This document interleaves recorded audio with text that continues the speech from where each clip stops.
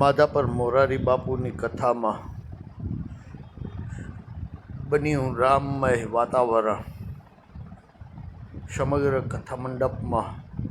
કચ્છના વાલવ અસાંજો વતન અને જેસલ તોરલની વાતથી વાતાવરણ કચ્છમય બન્યું।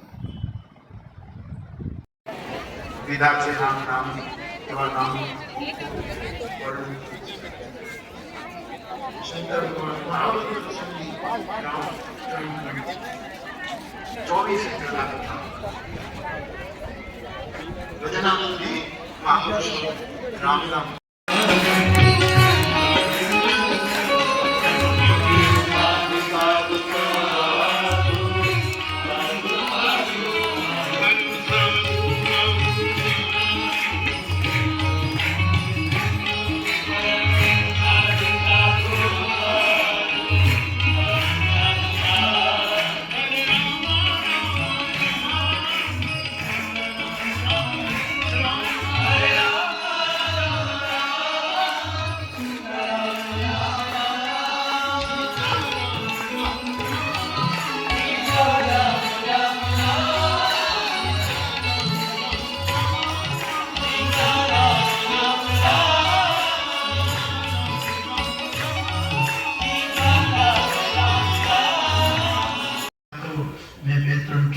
खाई लीधी से એવું ઠાકોર પરમહંસ બોલે। તો મારો કહેવાનો અર્થ એ છે કે આપણે શું કરીએ કે ભગવાનને સેકન્ડો કર્યું હું બધું કરું દાદા કહે પંડુમ દાદા કે એક તું કામ એક હું કરું ખેતર તું ખેડ ચૈત્ર વૈશાખમાં ખેતર ખેડા તૈયાર કરે એટલે વાજરો પરમાત્મા પોતાનું કામ કરે આવી ઊભો રહે આવું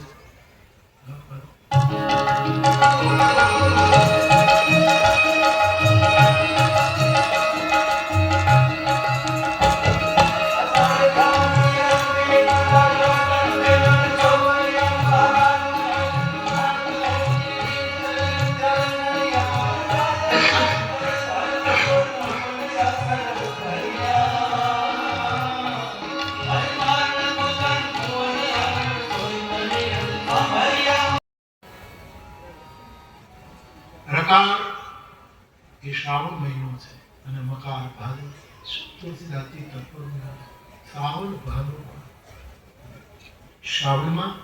શિવની ઉપાસના થાય ભાદરમાં પિતૃઓની ઉપાસના તમારે શિવને સાધવું હોય તો રામનું પિતૃઓનું સાચું તર્પણ કરવું હોય તો રામ એ બંને શ્રાવણ ભાદો માં રામ નામની આ શક્તિ તુલસીદાસજી તો બાપ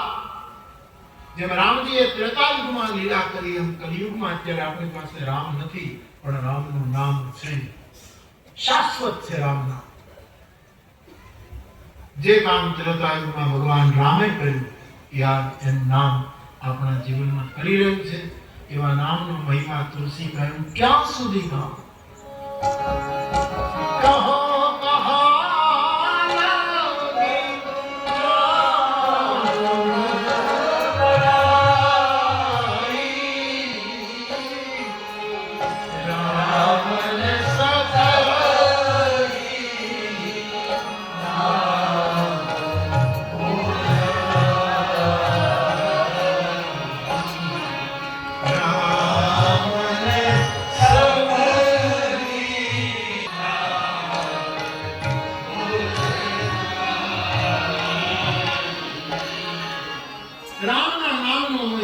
સ્વામીજી કહે ક્યાં સુધી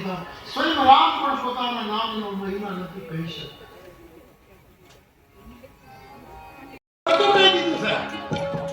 આ દેશમાં શું છે જરા એવો વિક્રમ કર્મમાં માણસ ભક્તિમાં બહુ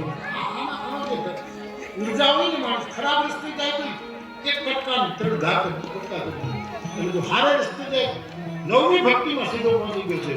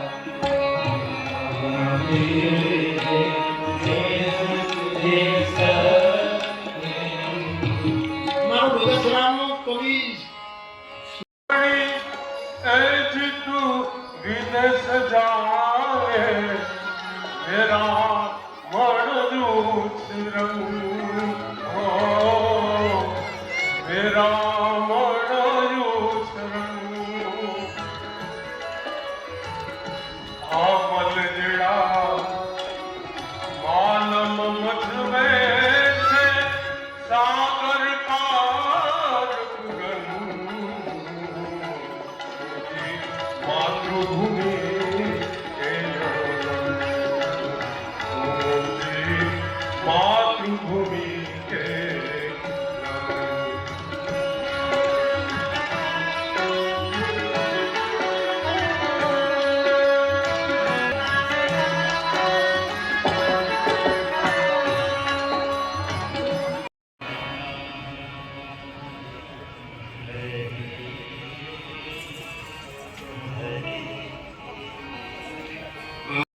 વિનેશભાઈ, આપણે મોરારી બાપુની કથાનો સત્સંગનો લાભ મળી રહ્યો છે, શું છે આજનો? જી, આજે કથા બીજા દિવસનો પ્રારંભ થઈ અત્યારે પૂરી થઈ અને આજે તો આખો મંડપ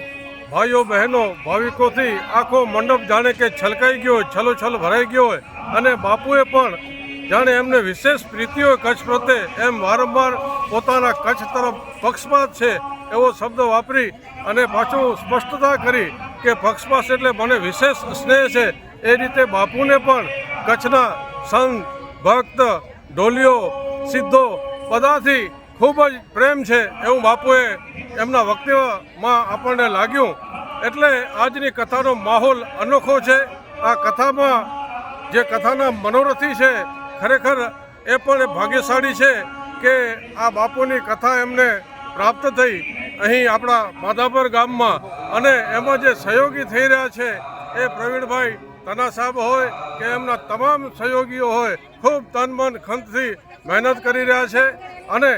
ભાવિકોનું પૂર ઉમટી રહ્યું છે. એટલે આજે સાંજે